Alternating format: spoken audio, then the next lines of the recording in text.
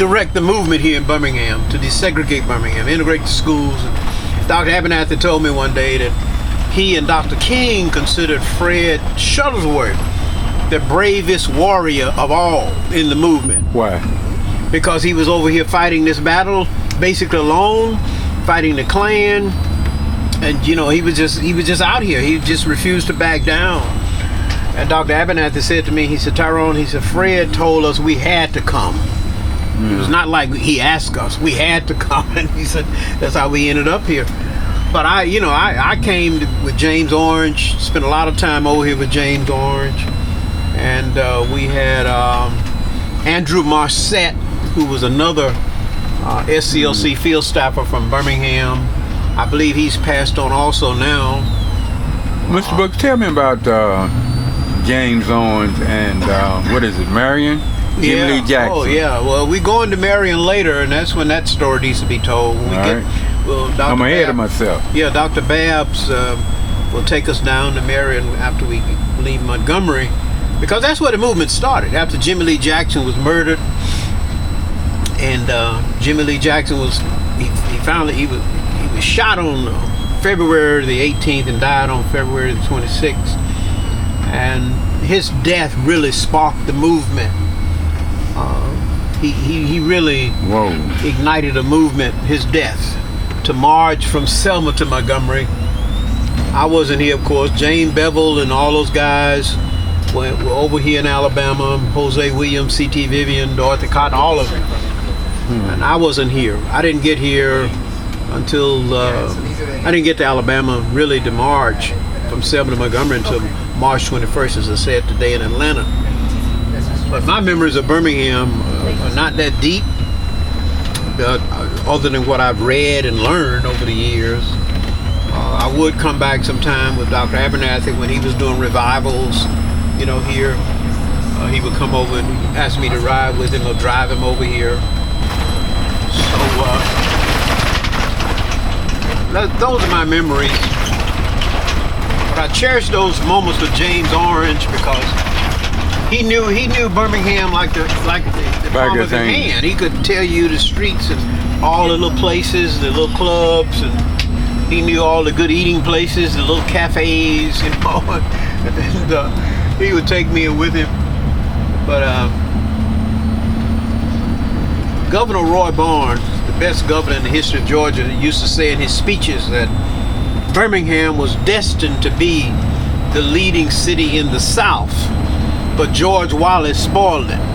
George Wallace messed it up. Well, it was ahead of Atlanta at the time. Yeah. I'm saying,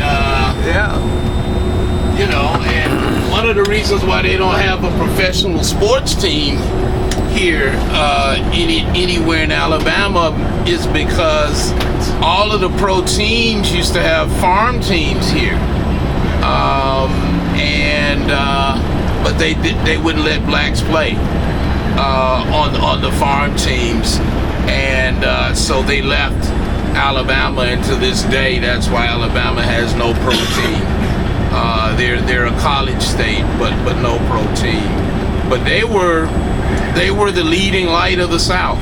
All of the industry was here, and the only reason why Atlanta replaced them is because, Tyrone, I don't know if Atlanta learned a lesson when Sherman burned it down, but Atlanta always did a little minimum of which also was why Martin Luther King was able to be produced, because he grew up in Atlanta, in an environment and in a family. I mean, y'all have heard of the Black Wall Street in Tulsa. Yeah. But Atlanta was the modern day iteration of that. Atlanta doesn't like to admit it, but they really didn't want Martin Luther King to move to Atlanta. Nope. Because they were like, dude, we don't need you here. We've got our own thing going here. We've got our own schools. We've got our own social clubs. We've got our own doctors, our own lawyers. We got our own world here.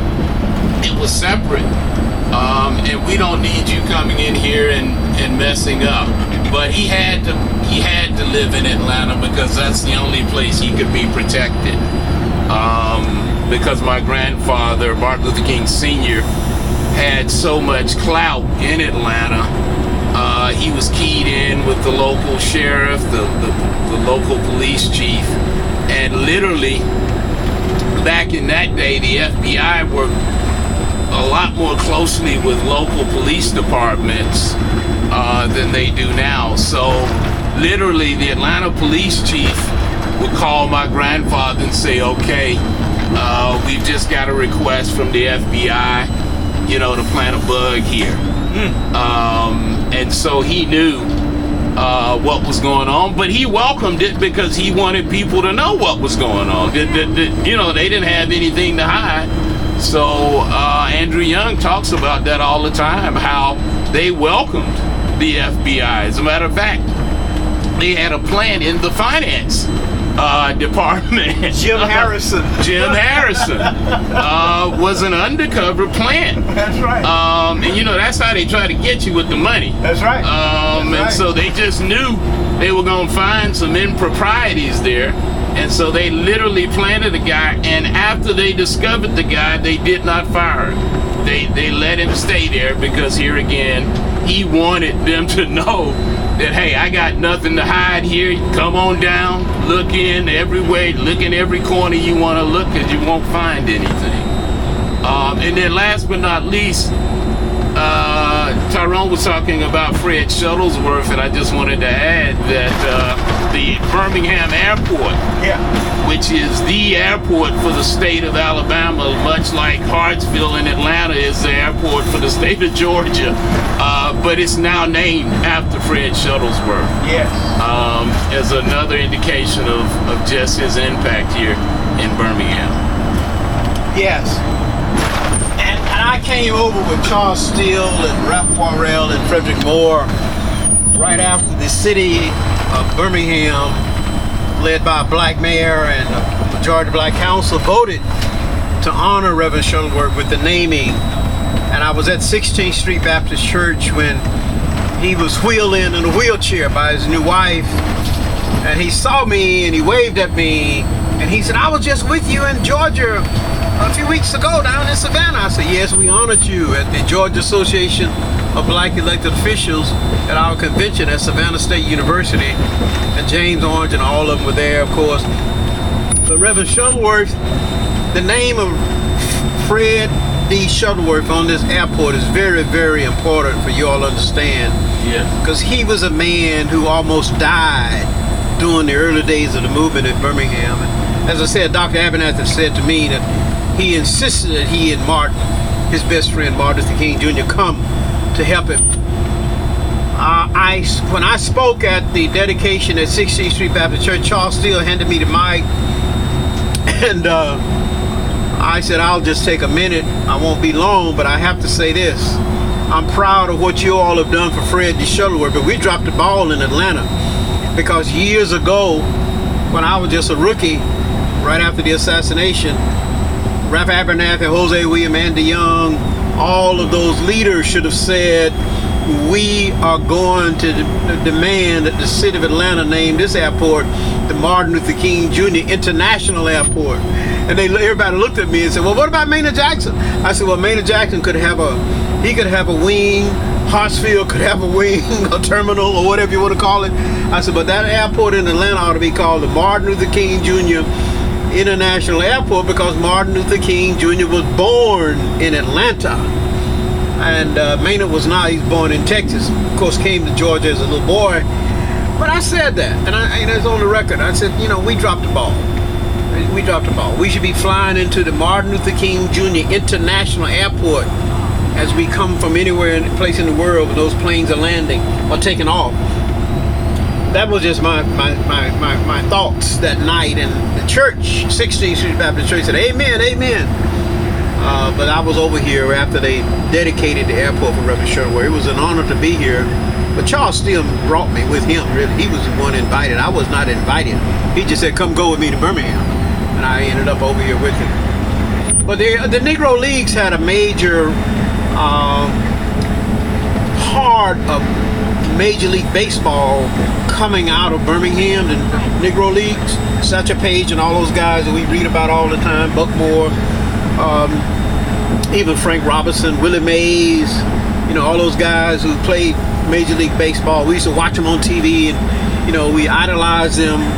We're not into baseball today like we used to be. But Jackie Robinson and all those guys, they played out of Birmingham. The stadium, I like to go into the stadium. They have renovated the stadium here, and they had a Major League game at the stadium this last year. Had a Major League, all the networks. I think it might have been Fox. It was Fox Network broadcasting the game live. But anyway, the Negro Leagues were a major part of Major League Baseball, and of course integration wiped out the Negro Leagues, and now we don't see as many African Americans playing the game as we used to. But that's another significant part of Birmingham history, the Negro Leagues. All those black players who were just super. Look at that. Look at that. Can I add one thing to that? Absolutely. That stadium that he's talking about where the Negro Leagues played is called Rickwood That's right. Stadium. And the reason why I'm mentioning it does have the distinction of where the Negro Leagues played, but also the other distinction in terms of our trip today, that march that we just left, or the site of that march where they were arresting and beating up all of those kids, they overflowed the jails. And so they had to end up using Rickwood Stadium as an outdoor jail. That's just how many young people turned out and kept turning out. They would arrest one group, the other group would follow. Even having seen, the dogs in the water hose. So that also, it stressed and that was part of the movement too. That was one of the strategies, is that you stress out the system, and there'd be no place to hold them, because in those days nobody was looking to pay bail. Right? I mean, pay bail. We're proud to be here. That's right. We don't want no bail. That's right. We will serve the time because we committed the crime happily. Yeah. So I just wanted to mention that, and that also stressed out the city of Birmingham. It got to the point where they had no more room, so they were beginning to buckle. So I just wanted to mention that. Oh, don't go nowhere. Now, Mr. Farris. Yeah. We talked about the past. Yes. All right. We look at what's happening in the future. Yes. With Donald Trump. Yes. With Black Lives Matter. Yes. Name change. Yes. The bus station in Alabama. Yes. They want to sell. Yes. How do we do our protest this time? Thank you for that question, because that's a very important question. I mentioned this earlier. There's a serious move to take away people's right to protest. 26 states have passed laws kind of, nipping at the edges. The thing that has stopped them is that our Constitution gives us the right to protest. As a matter of fact, Martin Luther King Jr. used to say the greatness of America is the right to protest for rights. And unfortunately, 3 of the most prominent protests that we've seen happen over the last 5 to 6 years, that would be Black Lives Matter, George Floyd. that would be the January 6th insurrection protest, and then the Israel-Palestine protests that were happening on college campuses. I'm here to tell you that none of them were protesting the Kingian way. And so to answer your question, we've got to return to that, because if we don't, we will lose the right to protest. The civil rights movement had a perfect record of no property destruction. I didn't say no property was destructed, but it was not done by the protesters. No violence, and And never would you have shown up to a civil rights march and seen a sign that said, "Death to the Ku Klux Klan." George Wallace should go to hell, because there's violence in speech too. And so the closest that you heard at those rallies, I mean, we heard Dr. King say many times, we must pray for our sick white brethren. So to answer your question, we've got to return to protesting the Kingian way, based on Martin Luther King's principles of nonviolence. So that means that if anybody's hurt, if anybody's thwarted or whatever, that's all borne by the protester. Unfortunately, the way these protests have been conducted that I talked about, they operate under the system of making you what I call involuntary conversion. Protest is about voluntary conversion, meaning you win over your opponent. It's not about forcing them to do anything. You win them over by them seeing the sacrifice that you are willing to make to your life, to your body, and to your precious time. And that way you're converting people as opposed to alienating people. You know, Black Lives Matter, if you remember, would do things like shut down a highway.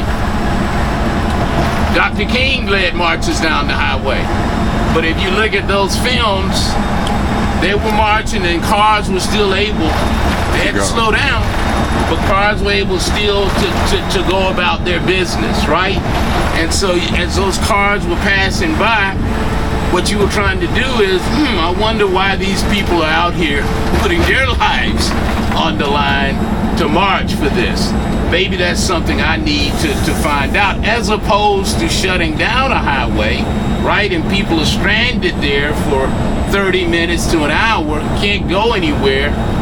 You've lost them, because they're sitting there saying, why are you putting me through this? I did not do that to you. I did not beat you up. I'm not a policeman who, brutalized you. So it really is important. But most importantly, if our protests are going to degenerate into riots, trust me, America's not going to allow us to protest anymore. And if we lose that right, that's tantamount to losing your right to vote. Let me ask you this question. For those who don't understand what the kingdom theory is, give me an overview. Well, when you say the theory, you mean of nonviolence? Yes. Not a theory, it's a fact. Yeah, I was going to say, it is a fact. And the guiding principle is that we're all children of God. And so therefore, we are responsible for one another and to one another. Amen. And as he used to say, I think the quote, or paraphrasing from his Birmingham, a letter from the Birmingham jail, if I can't have peace in Atlanta, then you can't have peace here in Birmingham, because we're all connected. And what affects one directly affects all indirectly. So that's I think that, and then I would say, as he would always say, the greatest among you shall be your servant. And that's why for a lot of people don't realize this, but Coretta Scott King actually went back to the Congress 10 years later after we had the King holiday and had it designated as a day of service. Because we didn't want it just to be a day of hero worship, and we know that if Dr. King were here, he'd be the first one to say, don't sit around talking about how great I was, get out and do something to help somebody. So, yeah. I want to back up a little bit. I want to talk about forestry service, all right? I know they have, they're supposed to be in the process of remodeling Dr. King house. Yes. The Masonic. Yes. Is that money free? The president won't cut it? Like he's talking about now selling Montgomery Bus Station? Unfortunately, first off, it's not the Forest Service; it's the Park Service. Park Service.